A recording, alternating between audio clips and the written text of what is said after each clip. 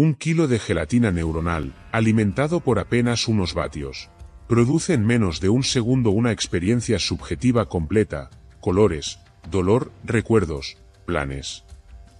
El mismo tejido, visto al microscopio, son células que disparan impulsos eléctricos como si fueran un estadio haciendo olas. ¿Cómo puede una ola de actividad convertirse en el sabor a café o en la sensación de ser yo? La gran pregunta es directa y difícil: ¿el cerebro humano genera realmente conciencia? ¿O solo ejecuta un comportamiento que la imita sin tener experiencia interna? Dicho de otro modo, cuando decimos siento, pienso, decido, ¿estamos describiendo un fenómeno auténtico producido por mecanismos físicos, o una apariencia convincente sin un alguien en casa? En la siguiente parte continuaremos con el tema. En la historia de la ciencia, la conciencia ha sido una de las últimas fronteras. Durante siglos, los filósofos discutieron si era un alma, una chispa divina o simplemente una ilusión. Pero recién en el siglo XX, con el desarrollo de la neurociencia, la pregunta se volvió medible. A mediados del siglo pasado, científicos como Wilder Penfield, mientras estimulaban el cerebro de pacientes conscientes durante cirugías, descubrieron que un pequeño toque eléctrico podía evocar recuerdos, risas o visiones. Sin embargo, ninguna región aislada producía la conciencia completa. Parecía más bien una sinfonía que requería a todos los instrumentos al mismo tiempo. A partir de los años 90, con la llegada de la resonancia magnética funcional, los investigadores comenzaron a observar cómo distintas áreas cerebrales se iluminaban cuando una persona veía, recordaba o imaginaba algo. En esos mapas de colores, el cerebro ya no era una caja negra, sino un paisaje dinámico. Sin embargo, había un problema: los patrones de activación explicaban lo que el cerebro hacía, pero no por qué había una sensación interna asociada. Hoy, en pleno siglo XXI, el debate sigue abierto. Los laboratorios combinan inteligencia artificial, neuroimagen y modelos matemáticos para intentar descifrar si la conciencia emerge del procesamiento de información, como sugiere la teoría de la información integrada, o si es una propiedad fundamental del universo, como la luz o la gravedad. En resumen, nos encontramos en un punto en el que la biología, la física y la filosofía convergen en una misma pregunta: ¿qué significa realmente estar consciente? Imagina un estadio lleno de personas con linternas. Si cada una enciende su luz sin coordinarse, verás un caos de destellos. Pero si empiezan a sincronizarse, formando patrones, figuras o movimientos en secuencia, de pronto emerge algo que no estaba en ningún individuo, una forma coherente. El cerebro parece funcionar de manera similar. Cada neurona emite pequeños impulsos eléctricos, pero cuando miles de millones de ellas comienzan a coordinar su actividad, surge un patrón global que podría corresponder a la experiencia consciente. En términos técnicos, la conciencia se asocia con la integración y la diferenciación de la información. Integración significa que el cerebro combina señales de distintas regiones, visuales, auditivas, emocionales, en una sola experiencia unificada. Diferenciación indica que, al mismo tiempo, cada instante consciente es único, distinto de cualquier otro posible estado. Esta combinación, según la teoría de la información integrada, genera un nivel de complejidad que medimos como pi, una magnitud hipotética del grado de conciencia. Otra forma de verlo es pensar en una orquesta. Cada músico, neuronas, toca su parte, pero lo que escuchamos es la sinfonía, la experiencia subjetiva. Si grabamos cada instrumento por separado, no obtendremos la emoción completa. Esa emoción emerge solo cuando las partes interactúan de cierta manera. Lo mismo parece ocurrir en el cerebro: la conciencia no está en un punto exacto, sino en la organización y la comunicación entre puntos. ¿Qué significa esto? Que la conciencia podría no ser una cosa sino un proceso dinámico, una propiedad del sistema cuando alcanza cierto nivel de complejidad y conectividad. Sin embargo, aún no sabemos si ese proceso basta para explicar la sensación interna del ser, o si solo describe un comportamiento externo que la imita. Primera evidencia. En experimentos con electroencefalografía, los científicos han observado que las personas conscientes muestran patrones de oscilaciones neuronales mucho más integradas y coordinadas que quienes están dormidos, anestesiados o en coma. Es decir, cuando perdemos la conciencia, el cerebro no se apaga, pero sus ondas dejan de conversar entre sí. En números simples, la comunicación entre regiones frontales y posteriores puede reducirse hasta un 70% durante la anestesia. Segunda evidencia. En 2014, un equipo de la Universidad de Wisconsin utilizó impulsos magnéticos sobre el cerebro de pacientes y midió la respuesta con un índice llamado PCI. Cuanto más compleja y dispersa era la reacción, mayor nivel de conciencia mostraba la persona. Los pacientes en estado vegetativo apenas respondían. Los que estaban en sueños o sedación ligera mostraban una red activa. Este índice se usa hoy para evaluar el grado de conciencia en quienes no pueden comunicarse. Tercera evidencia. Cuando se estimulan artificialmente ciertas áreas cerebrales, como el claustro, algunos pacientes pierden momentáneamente la consciencia, aunque su cerebro siga funcionando. Esto sugiere que no es la cantidad de actividad lo que importa, sino su coordinación.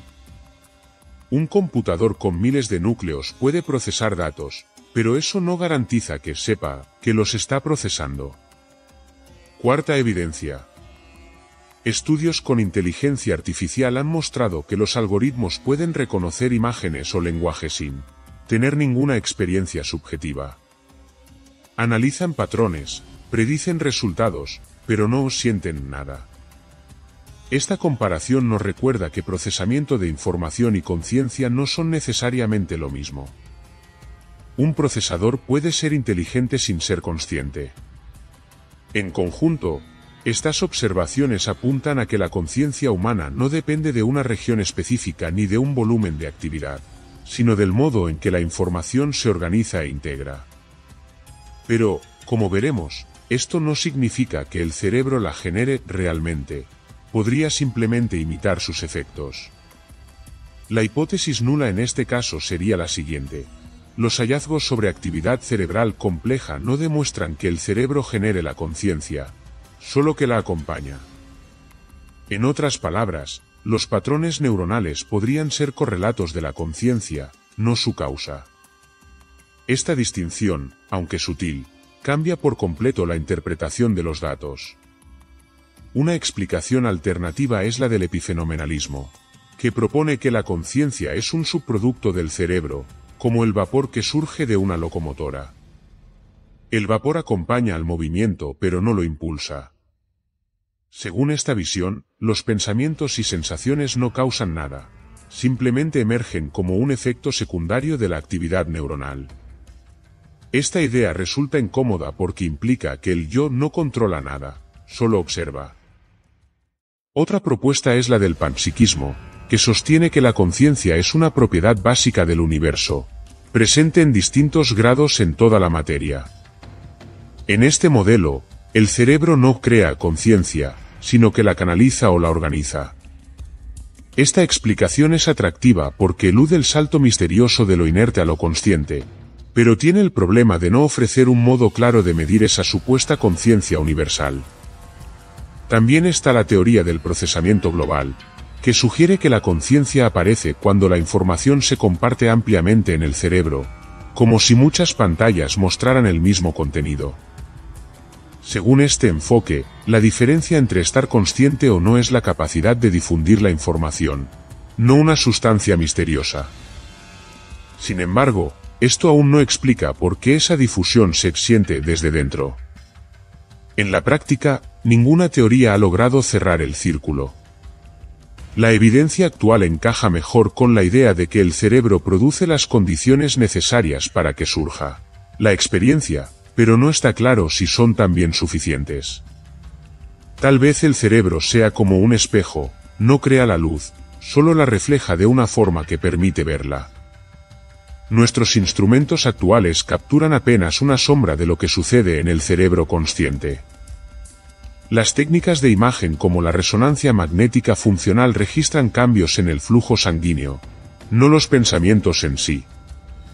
Cada medición representa un promedio de millones de neuronas en intervalos de segundos, cuando las neuronas se comunican en milisegundos. Es como intentar entender una conversación midiendo el aire caliente que sale de una habitación cada 5 minutos. Además, la mayoría de los estudios se realizan con muestras pequeñas, a menudo de menos de 30 participantes. Las variaciones individuales son enormes. El cerebro de una persona puede responder de forma muy distinta al de otra ante el mismo estímulo. Esto dificulta distinguir lo que es universal de lo que es particular. Los modelos computacionales, por su parte, dependen de suposiciones simplificadas, que la información fluye en una sola dirección o que las neuronas actúan de forma independiente, cuando sabemos que el cerebro es un sistema circular y caótico. ¿Qué podríamos hacer para reducir esas brechas? Se necesitan instrumentos con resolución temporal y espacial mucho más alta, capaces de seguir la actividad de cada neurona en tiempo real. También hacen falta experimentos comparativos entre humanos y animales, o incluso entre cerebros biológicos y redes artificiales, para ver qué condiciones realmente producen experiencia. Algunos científicos proponen usar interfaces cerebro-computadora para registrar patrones antes de la pérdida o recuperación de conciencia, como en anestesia o en el sueño profundo. Pero incluso con esos avances, sigue abierta una pregunta incómoda. ¿Cómo verificamos objetivamente una experiencia subjetiva? No hay un medidor directo de sentir. Todo lo que tenemos son correlaciones entre lo que alguien dice sentir y lo que observamos en su cerebro. Hasta que no resolvamos ese punto, la conciencia seguirá siendo, en parte, un misterio que escapa a nuestros instrumentos. Si algún día demostráramos que el cerebro humano realmente genera la conciencia, las consecuencias serían profundas. En medicina, podríamos medir objetivamente el grado de conciencia en pacientes en coma o en estados vegetativos, decidiendo tratamientos con más precisión y ética. En tecnología, podríamos diseñar máquinas conscientes o, al menos, sistemas que reproduzcan fielmente los procesos cerebrales humanos. Y en filosofía, tendríamos una base empírica para replantear qué significa ser una persona y dónde comienza el derecho a la experiencia. Sin embargo, si se confirmara que el cerebro solo imita la conciencia, el impacto sería igualmente grande. Las inteligencias artificiales podrían alcanzar niveles de comportamiento humano sin sentir nada, lo que obligaría a redefinir conceptos como empatía, responsabilidad o sufrimiento. Esto también abriría la puerta a dilemas éticos. ¿Podemos crear entidades que parezcan conscientes sin saber si lo son realmente? ¿Deberíamos darles derechos o tratarlas solo como herramientas? El riesgo principal de estas ideas es la mala interpretación. Un descubrimiento preliminar podría transformarse en titulares sensacionalistas sobre máquinas que piensan o personas que no tienen mente. La historia científica está llena de exageraciones que confundieron correlación con causa. Por eso, la divulgación debe avanzar con prudencia, explicando que entender los patrones neuronales no equivale todavía a descifrar la experiencia subjetiva. En cuanto a la escalabilidad, incluso si comprendemos el principio físico de la conciencia, trasladarlo a sistemas artificiales o modelos globales del cerebro requerirá una potencia de cálculo inmensa y una ética de investigación rigurosa. Sin esas dos condiciones, podríamos terminar con simulaciones perfectas de comportamiento humano, pero vacías por dentro. La clave está en no confundir la apariencia de sentir con el hecho de sentir realmente. Después de todo lo visto, la pregunta sigue abierta y fascinante. Tal vez el cerebro humano sea la máquina más compleja conocida y, aún así, no sepamos si su producto más extraordinario, la conciencia, es una creación genuina o un reflejo brillante. Lo que sí parece claro es que entenderla cambiará para siempre nuestra manera de definir la vida, la mente y quizá el alma. La prudencia es esencial. Cada nuevo experimento nos acerca un paso más, pero también nos recuerda lo mucho que ignoramos. Tal vez no se trate solo de saber cómo surge la conciencia, sino de comprender por qué el universo permite que algo sepa que existe. ¿Podría una inteligencia artificial llegar algún día a despertar como nosotros? Esa es una pregunta para el próximo vídeo.